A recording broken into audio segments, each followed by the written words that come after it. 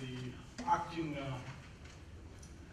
Vice Chancellor, and the DVC Research and Engagement, Professor Leach, our Dean, Dr. Harding, and also Professor Henry Lloyd, our Director of School,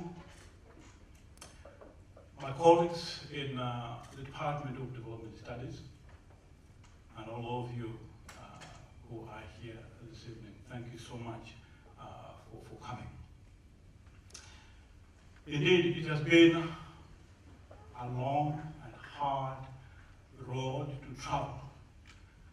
And I love Jimmy Cliff for that reason, because we have so many stories to tell.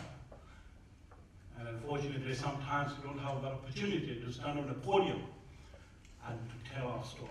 But for me, I really appreciate this moment. What a privilege it is to stand in front of you. Before I go into my lecture this evening, let me acknowledge that this road hasn't been my own, and the little accomplishments that are associated with me this evening are not all my own.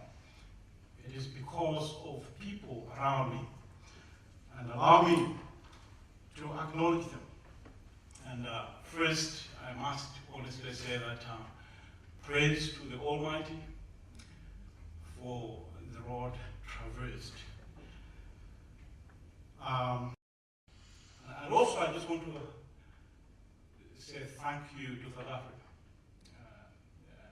For me to stand here, it is because of the giants who have gone before and who still exist, and those of you who are here, that I stand on your shoulders and acknowledge that I see the horizon, and the horizon of hope. And I wish my father was here, but we've been talking over the past couple of weeks, and they are with me. I remember one of my daughters sent me a weird photo of herself and myself combined, and she said to me, "Dad, good luck." And my mom is still alive, grappling with cancer, but she's also saying, good luck, my son. I wish my father was alive. But I want to thank these two guys who have really done a great, amazing job through the difficulties of life, but they managed to push me through. And sometimes I was a naughty boy, but they never, ever hit the road. And I learned through that. And my uncle, who at one particular point, actually my father wanted to make a big mistake by wanting me to marry very quickly, and my uncle came in immediately and said, "No, that is not going to happen." He's my hero.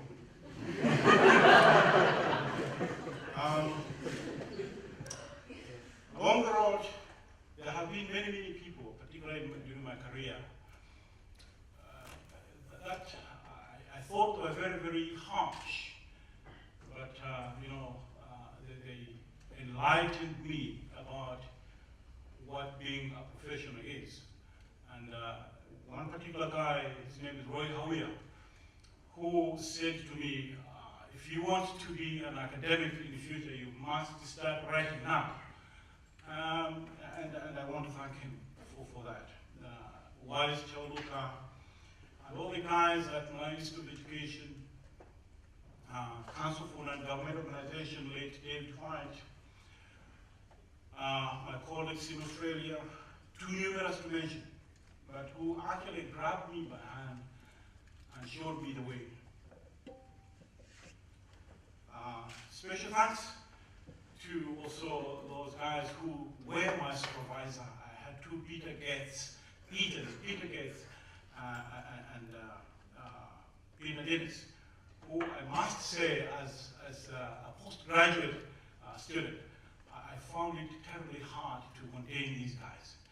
But I'm looking back today and realize that these guys were champions. Whatever little contribution is there today, I think I owe to them great respect. My grandmother, I sometimes talk of my grandmother. She died at 101 years in 2011. We used to, sit together and talk, tease each other, talking about development, and she had her own definition of development, which I will share this evening.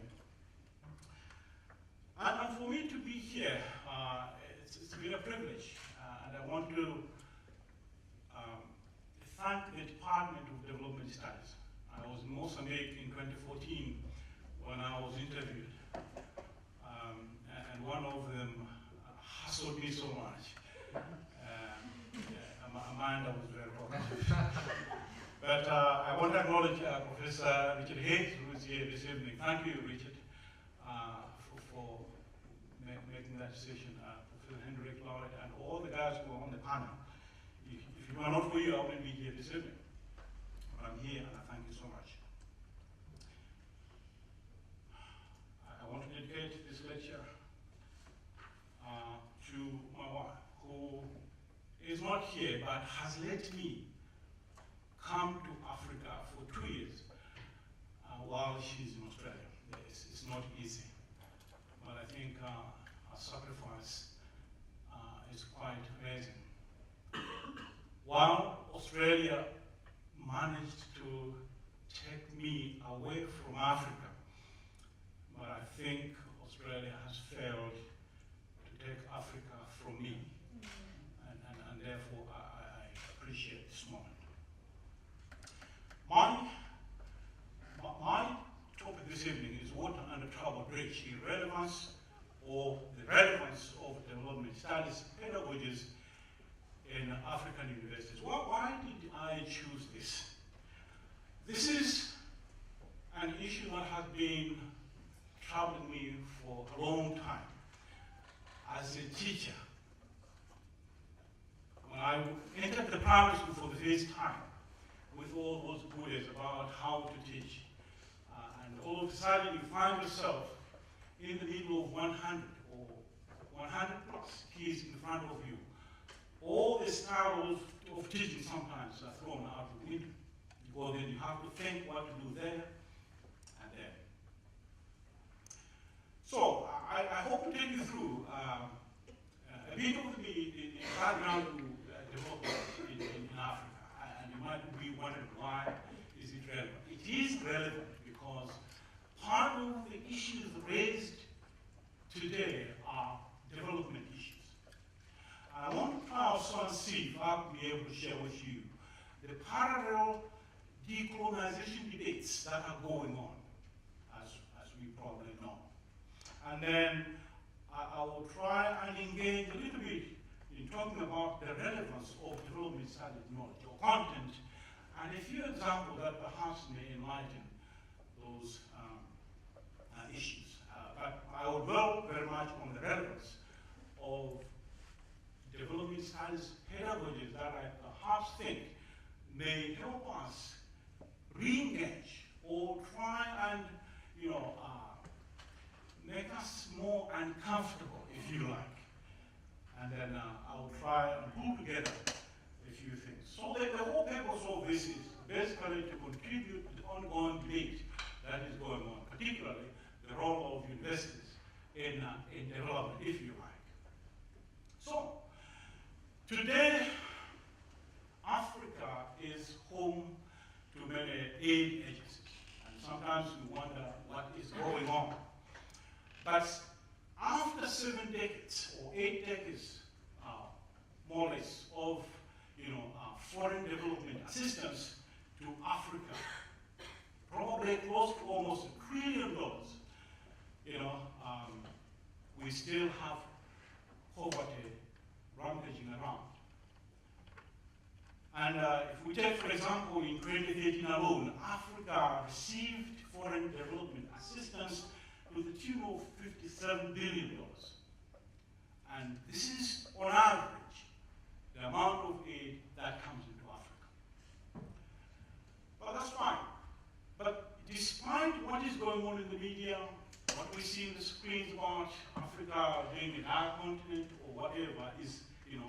about Africa, there have been many, many camps. Okay, for example, the number of kids in schools has increased quite significantly, which is by itself an achievement. Poverty, statistically has reduced from about 58% to around 43%, which is reasonably a good reduction. Foreign direct investment, up 15 billion in 2002 to now 46 billion around 2012, and probably more than that now. But what is contradictory to all this is the fact that between 1990, probably to date, the number of poor people has increased by 35%. So we see some kind of contradiction in terms of the amount of money coming to Africa, or poured into Africa, and the gains made in terms of development. So overall, what we're saying is there is uneven development happening across the continent, and particularly so in sub-Saharan Africa. In all, the financial flows into and out of Africa is estimated as depicted in the figure shown here, about 134 billion poured into Africa overall. But what comes out of Africa is something that we need to pay attention to. 198 billion out, leaving a deficit of 58 billion US dollars as deficit. Now, where does this money go? And if this money stayed in Africa, what would it have done? And I like the other figure, which is another entire debate altogether. But think of an investment from China, into Africa. But what is happening there is something that both of us in development studies need to pay attention to. And there have been big stories in the media about the status of Africa. Africa has, shown there a continent of poverty, AIDS, hunger, corruption, debt, etc., etc. The Economist, some 2 decades, not 3 decades ago, had this popular front page, the hopeless continent. Today, it is not the case because Africa is changing. But still, we have a long way to go.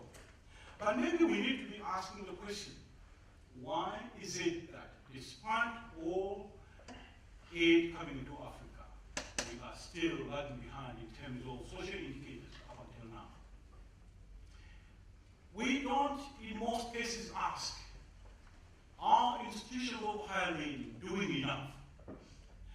And what is even exciting, and perhaps concerning at the same time, is the fact that over the past 15 years or so, we've been talking about Millennium Development Goals. And there are questions as to whether the MDGs have actually achieved something. Now, here is a quote from one of the diplomats from Germany who said, wouldn't it be important to know why 3 out of 4 projects failed? And there is a good research going on in Africa, particularly in the SADC region, which indicates that indeed this is true, that 3 out of 4 projects fail. Now, when you are talking of projects, you can easily link between the failure of development projects and development studies. And this is where I would like us to pay attention to. And there has been a study. This is the title of an article, The African Project Failure Syndrome, the conundrum of project management knowledge base in the SADC region.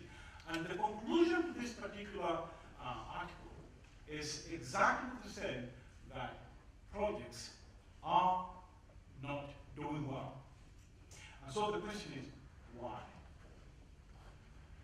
And today we have noted, and we see this happening, that there is a the fees must fall movement. And one of their demands is here to implement a curriculum which critically centers Africa,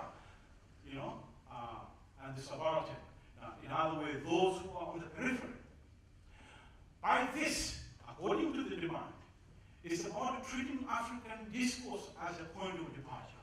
What for me is interesting in my presentation this evening is this particular bit, talking about methodologies of education and learning. And I would like to depart from here to focus on the presentation. Why is there such a demand? Why should we be focusing on methodology of education and learning? There are reasons to that. There are two parallel discourses going on. One is the popular one, decolonizing the university or decolonizing the curriculum. But the other one is the one decolonizing development studies. Now, you agree with me. A couple of years ago, there was a slogan, I don't know if you know it, but that we have to make poverty history. Now, I argue that you can't make poverty history without understanding the history of poverty. In this case, I would like also to argue the case that, yes, we can talk about decolonizing development studies, but we need also to understand, the history of colonization in order for us to make linkages to how this can be decolonized. And for development studies in particular, all right, there are several reasons behind this particular push. First, there is a popular argument that development studies are actually a kind of hegemonic move by the West. And a means of propagating neoliberalism agenda through, for example, the aid that is given. It's not given free because there are always conditions behind aid that is given. And is that the reason good enough? Those are the reasons now that perhaps development on the continent is slowing down. Sometimes you hear people arguing that development is part of neo-colonial project of modernity. Others, take development and perhaps critique it as something that is very much interventionist. In other words, you intervene into people's lives without understanding exactly what is going on. And we mess up because when you go into communities, we raise their hopes. But the exit strategies are those that are hard. Now, imagine you go into an indigenous community who time is not in their vocabulary, but you have to implement a project. From January 1 to December, you go. You haven't accomplished enough, but you leave them hanging in the air, wondering what is going on. But also today, development is questioned because of its focus, and probably just focusing on producing managers who are going to manage projects out there, without necessarily focusing on, for example, things like activism and solidarity. And one big issue that development studies is actually under the spotlight is the issue of inequality in knowledge production. And I like a colleague of mine at the University of Johannesburg who is writing about the coloniality of power in development studies. What do all these mean? How do we then proceed in decolonizing development studies and making a difference in universities in Africa? In Africa today, a university is supposed to actually teach not just students, but about the world. By the world here, I mean that development as politics is full of tensions and contradiction. And we must understand where, for example, aid is coming from. Why is it, sent in the way it is? What kind of conditions are attached to that? And then whose interests are served behind that? But the university is called actually to confront injustice. There is a need for university, to condemn injustice at any level? And this is the biggest question that we need to grapple with. I'm not too sure that we have answers, but what is nice at the moment is the fact that there is now a movement, there is a push to acknowledge that something is happening, and happening in a manner that perhaps challenges us. But in development studies, in particular, there are several issues that need to be attended to. Today, a university is seen to be a leader. It's supposed to actually be a role model. It's supposed to be an ethical thinker. But how do we mesh this together in terms of development studies to actually lead and show that we're a role model and show that we think beyond just theory?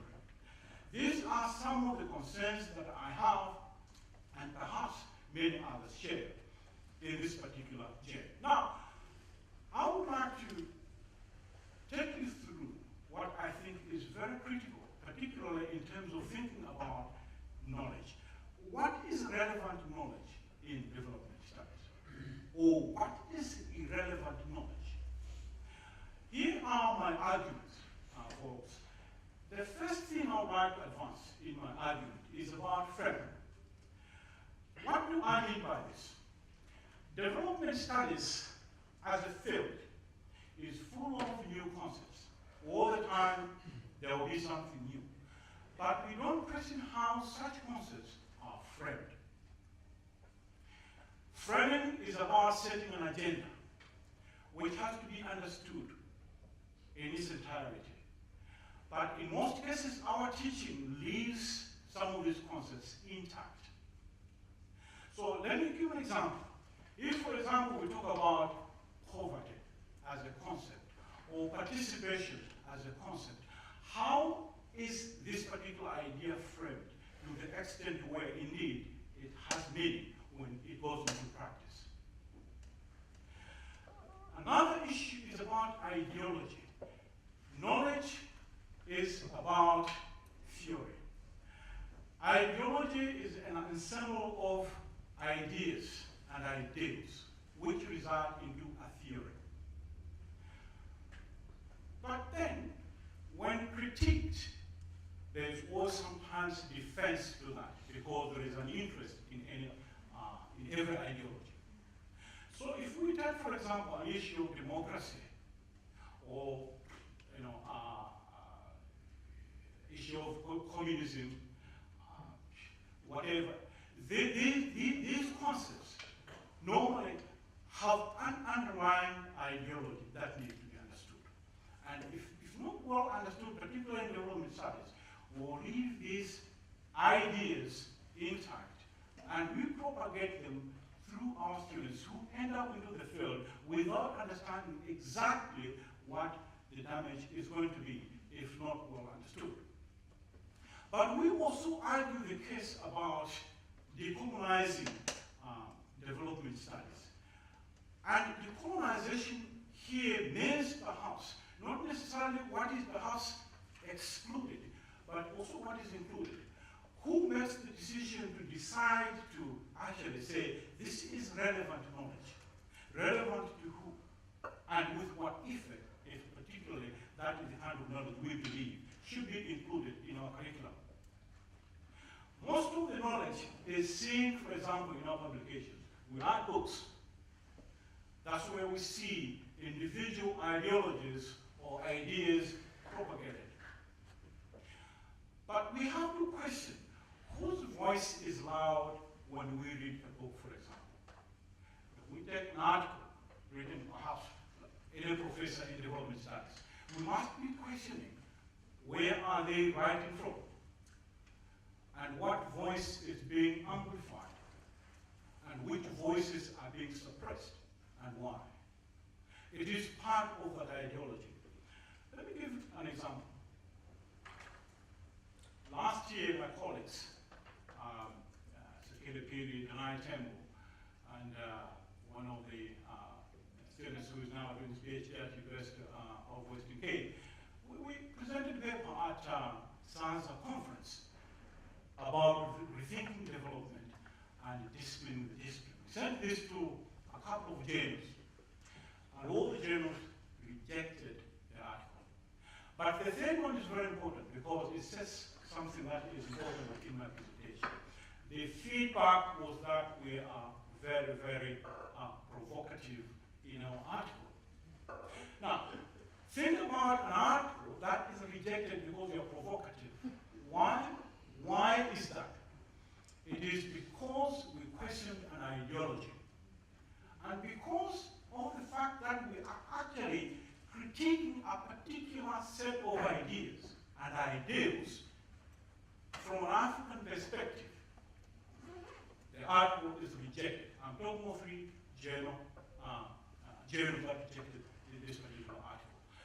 And we are not yet done because we will continue to do so. Now, the question is, if an academic is not provocative, what is our role as people from institutions of a higher level? In other words, there is always an issue of interests that have to be maintained. Status quo has to be maintained in a particular way. When an ideology is questioned, that's exactly what happens. In other words, this is an issue of privilege in knowledge production, which is a big issue in development studies. So, which pedagogies then are relevant in development studies?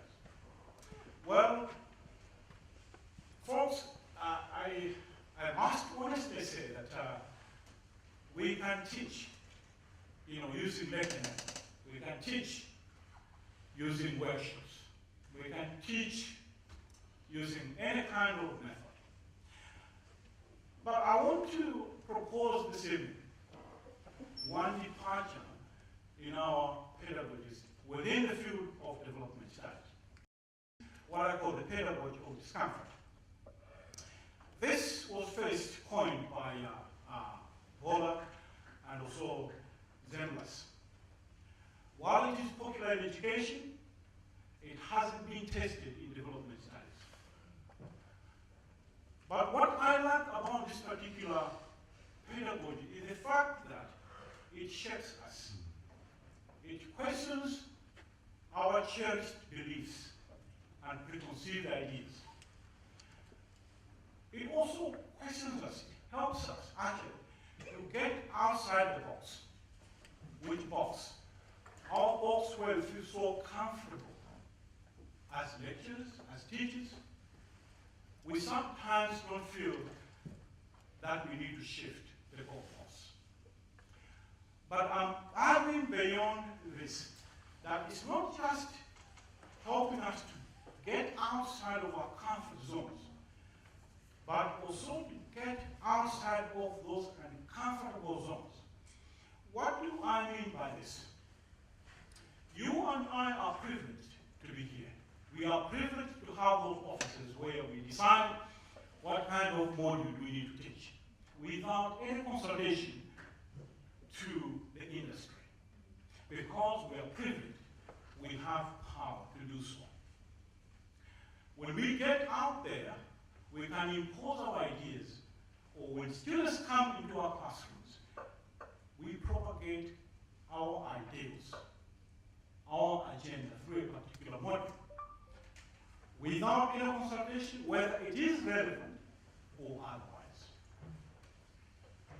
But those of us who have the privilege to engage with the community, there is another layer, the layer that we need also to try and shape these people to get outside of their uncomfortable zones.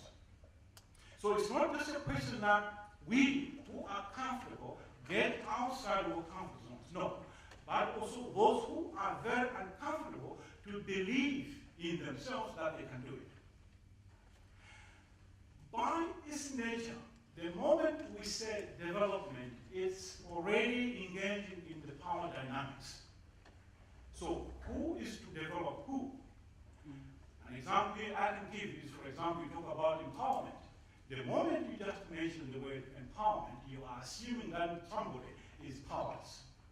The moment you can think about capacity building, you are actually acknowledging implicitly that somebody does not have the capacity to do something. I can wake up one morning, decide to set up an NGO, to do capacity building. Where did I get the power to think that I can build somebody's capacity? So there is privilege in this. All these are development jargons loaded with power. Now, as a teacher, how do I unleash, expose, debunk, and engage in a critical reflection of this, or these concepts? Actually, the pedagogy of discomfort, to me, is very important, because as we try to navigate and meander through some of these complex concepts in development studies, then do we realize that we need to transform. And I'm glad that we are pushing this agenda about transformation. But we can only transform when we get outside of our uncomfortable or comfortable zones.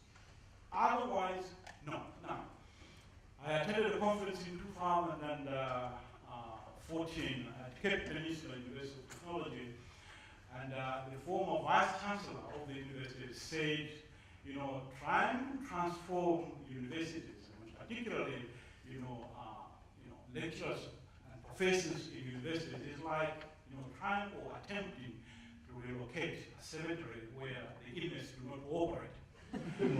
I thought to myself, okay, fine, it could be true. But why is it that we are very difficult to transform?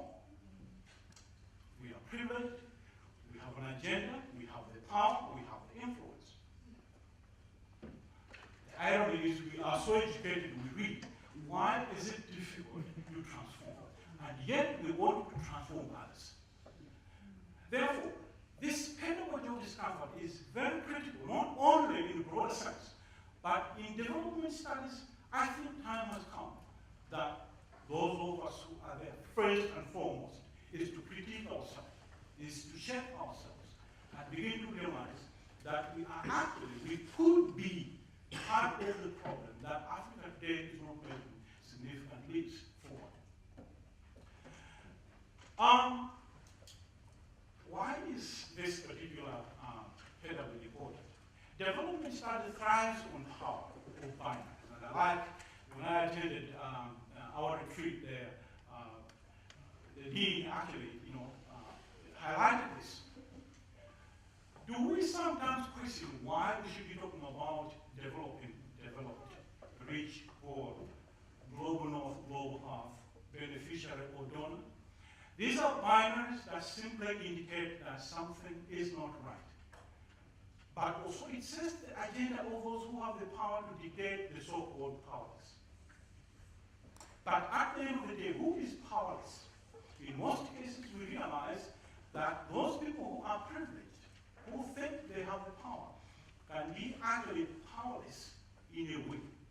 Powerless victors in the sense that by their failure to recognize the influence they have and how damaging their influence is in communities, they become powerless as well. And therefore, our focus in most cases in development studies, we focus on those people who we think are powerless, or the so-called poor. And we are actually leaving the problem intact, those of us who, the former vice chancellor said, they are very difficult, to transform. Where is the problem? We realize the problem perhaps may not be around those people we think are very poor. The problem could be lying just within our cubicles, here in institutions of higher learning. Power starts in the classroom, and this is what I should be actually emphasizing. Power amplified in different ways. Power can be actually visible, right? I can decide to show it, but it can be hidden, by deciding who should be making the decision, who should be excluded in decision making. It can be invisible when you actually, protect an ideology. It is also a form of protecting power. It can be at the local level, it can be at the national level, or international. But it can be also in closed spaces here. So, we can actually just decide not to actually include anybody in the decision-making process. Or either we invite them, and also we decide who is invited, this particular space, or we can actually create that space, either than we claim it.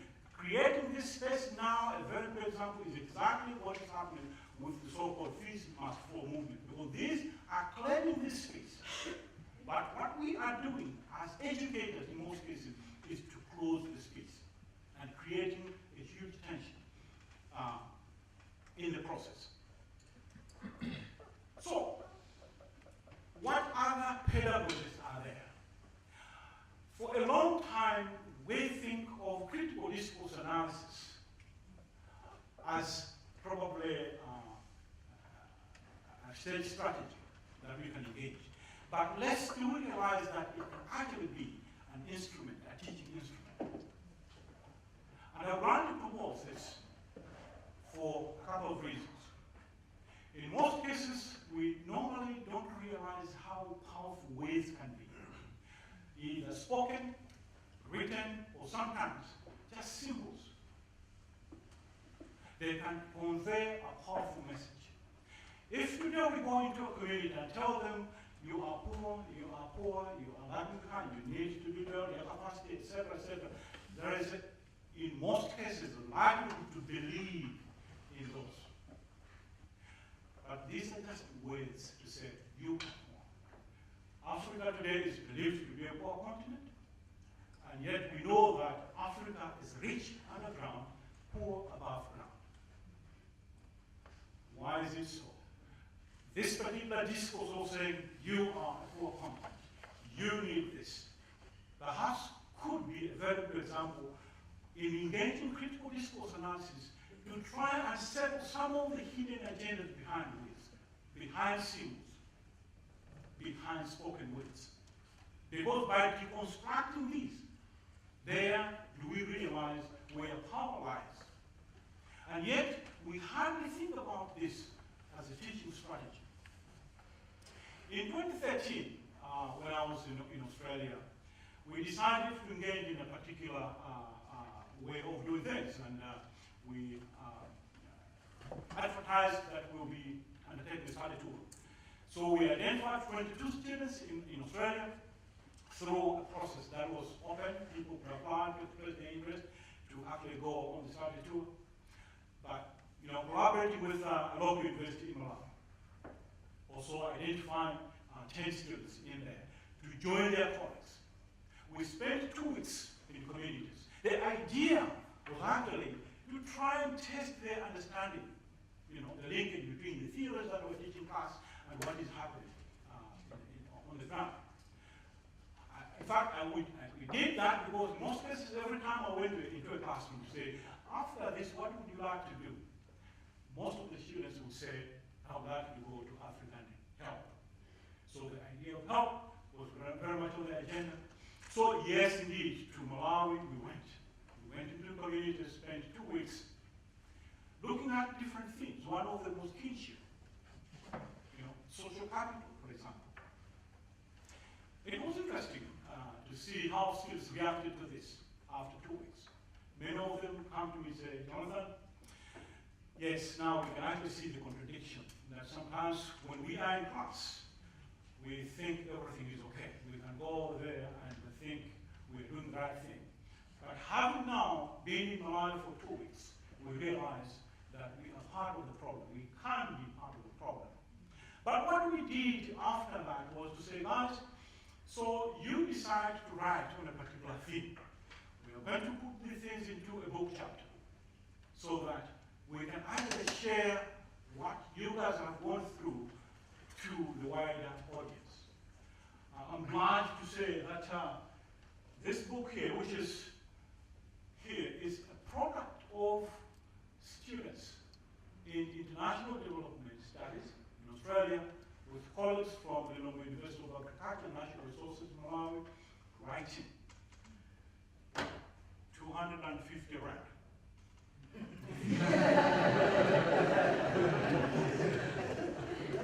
This is not part of marketing. To demonstrate one of the pedagogies that we must be engaged. I know it is expensive, but trust me that if we simply teach in a lecture like this and end it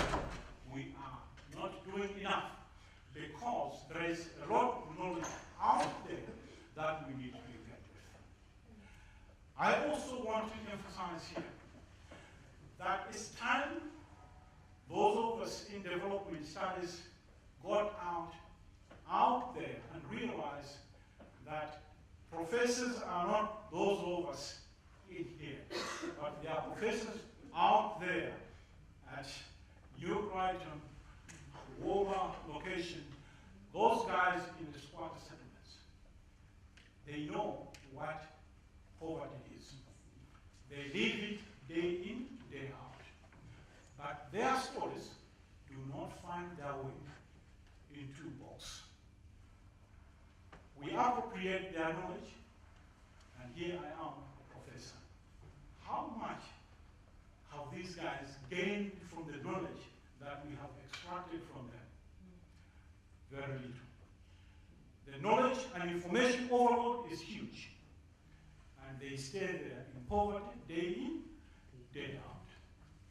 Yet here we are talking about transforming the curriculum, decolonizing the curriculum. Who must decolonize first? It is us. And here's another layer to my argument. I must honestly say that there is also a war of ideology. The fact that today, of the 10 top development studies journals around the world, only 15% of the authors in these journals are from the developing world. And you argue further, if you narrow down to Africa, it will probably be less than 5%. Why is it so? It is so because if we continue to attack a particular ideology, a northern theory, Western theory, we are attacking an establishment. And when you do that, they don't like it. That's why it is difficult today to actually establish a journal of our own in Africa, because it has to be at the level of those journals from the northern, from the global north. I have problems with this, and I think as part of our transformation is to think, how do we communicate development issues? Is it for us to publish in top journals and become professors? Is that the end of development studies? Or we should be saying, let it be. As long as this particular knowledge finds its way to those people who need to read and understand the complex landscape development studies is taught, then we are contributing something. And this is why we decided to publish this book through a local publisher, so that maybe people can access it. If we publish this through Routledge, trust me, it wouldn't find its way into the offices of many people, because it will be very expensive. So, what is my argument, folks, if I can conclude? I'm arguing for rethinking the way we teach development studies. My first argument is, time has come that we need to think the way we should be decolonizing development studies in African universities. We must seek fresh ideas and learning to unlearn the way we have been doing things. In particular, I call upon colleagues in this particular field to try as much as possible to realize there is knowledge out there that needs to find its way into the mainstream.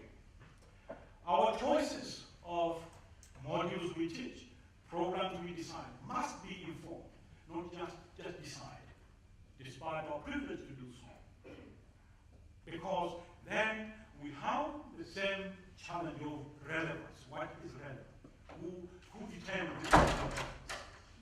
Then we have, graduates in our programs, they go out there and find a job, they are not employed.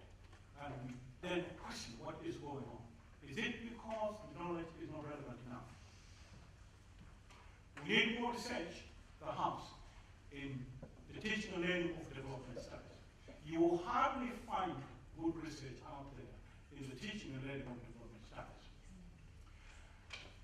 Let's crack out of our cocoons of experts. We are not out there who hold the knowledge. Those are the experts who we can actually bring to our classrooms to teach us. I mean, our challenge colleagues who actually say, we can't teach this particular module because there is no expert. And I say, no, we can actually teach it because we can only ask those guys there to come and say, you are the expert of this because you live it. Tell us, what is it that we need to know about this particular thing? Academics need to listen. Listening as a pedagogy. In fact, we need now to engage in a pedagogy of listening. If there's one thing that academics don't do in most cases, perhaps, I take an example myself, is sometimes to be quiet, to listen even to our own students who we believe are just coming to listen to us. But we should actually be paying attention to what they say. I look forward to the day when we actually be in class. We say, here is the day. And I'm not teaching, I'm here to listen to the stories. Most of our students are actually practitioners in the field, rich with stories. But how do we tap into this particular rich knowledge? In the end, if we don't do that, we become powerless victims. Why? Because we focus on thinking that there are powerless victims out there. Yes, there are those people who would classify as poor. But we are also poor because by the mere fact that we are not actually taking a step forward to step outside of the box and feel uncomfortable, we become powerless victims. With our knowledge intact in our offices, books, articles, attending conferences, yet we remain powerless victims as professors, as lecturers, and teachers in the world of studies. Like Bob Marley said, if life is all about me, I don't want it. And if being a professor is about myself, I'm afraid I don't want it. Thank you so much.